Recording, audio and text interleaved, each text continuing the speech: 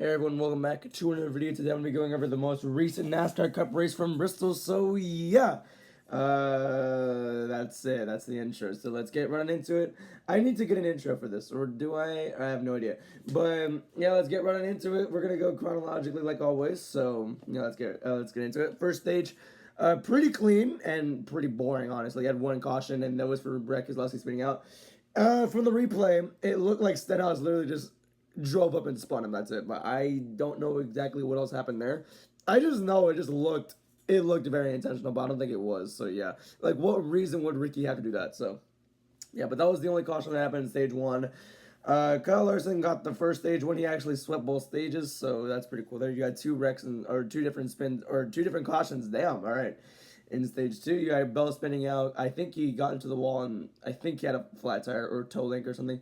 He spun out, and then immediately after that restart, you had SVG and three others crash as well. Alex Bowman had just came back, and yeah, this was his return. It got short-lived because of that wreck. So yeah, it looked like on that replay, SVG just lost and collected the other three, which was Gilliland, Nemechek, and Bowman. Unfortunate for Bowman too, because like I just said, it was his first race back from dealing with vertigo. And yeah, that's unfortunate that it had to be cut short like that. He got dead last in that race too. So that's unfortunate as well.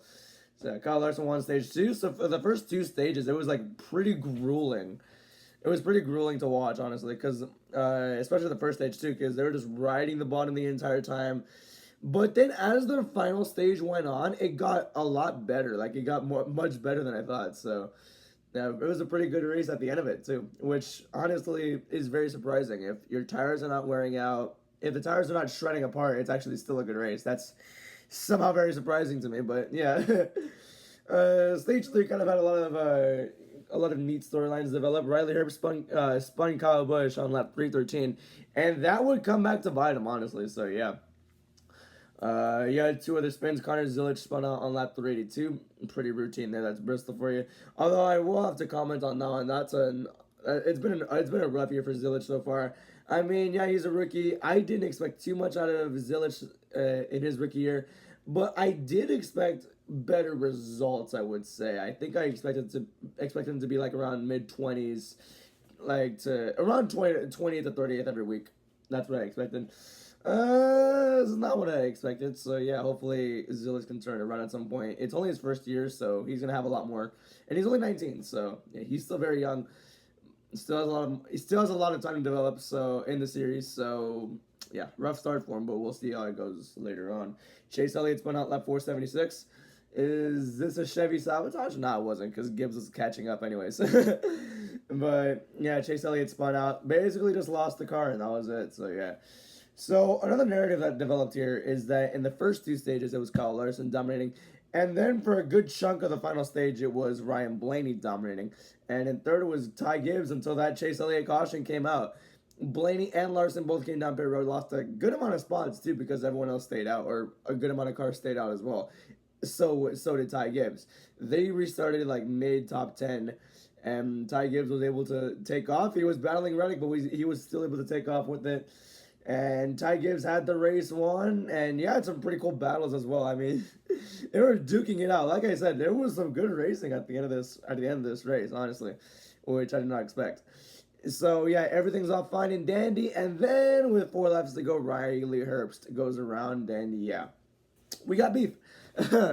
Basically, yeah. So I mentioned earlier that Riley Herbst spun out Kyle Busch. It was around like lap 300. This was 4 to go. Kyle Busch got his lick back and spun out Riley Herbst. Did not lift and just let himself spin the 35. That's it there. So on to overtime. This finish was very fun to watch. It was a 3-way battle between Kyle Larson, Ty Gibbs, and Ryan Blaney. Ty Gibbs ended up becoming the biggest victor of that one, and he got his first career win. I don't know how old he is. I think he's 20, 21? I don't know. Damn. 2022 was so long ago that I forgot his age. But he's young. He's like a very young prospect. He's in his best year so far. I mean, his first 3 seasons with Gibbs haven't been the greatest. 2023. I think he barely missed the playoffs, and then 24, horrible. Or not horrible, I would say mid. Last year, mid as well. This year, if you don't count those first 2 super speedway races, he's been the most consistent guy, honestly. Obviously, Daytona and Atlanta, like, they shouldn't really count towards consistency because those tracks are literally unpredictable. Meanwhile, he's finished top six and everything else. Coda, Vegas, Phoenix, Darlington, Martinsville, and now Bristol. At least sixth or better in all of those races. He's been very consistent. Like different track types too. Phoenix, that weirdly shaped short track. I don't know.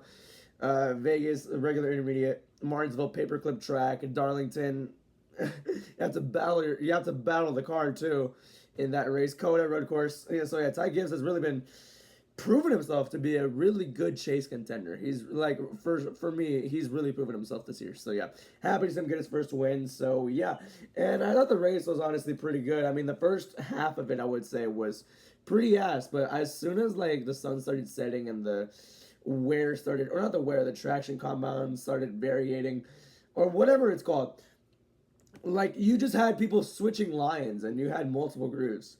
As soon as that happened, the racing became better. And yeah, but before I rate the race at the end of it, let's go over the finishers. Ty Gibbs got the win. Ryan Blaney second. Kyle Larson third. The three pillars of this race basically. Tyler Reddick got a top five. That's pretty cool there. Tyler Reddick got fourth. Chase Briscoe fifth. How about Todd Gillen getting sixth? That was a surprise to me. My goodness. Joe Logano got seventh. Ryan Preece eighth. Denny Hamlin got ninth, and Carson Hocevar, he restarted front row with Ty Gibbs. He rounds out your top 10. So, yeah. I'm going to give the race a 3.4 out of 5, like a 6 out of 10 race. That's good, honestly. That's good in my opinion. So, yeah. Thank you all for watching, and have a good one. Good night.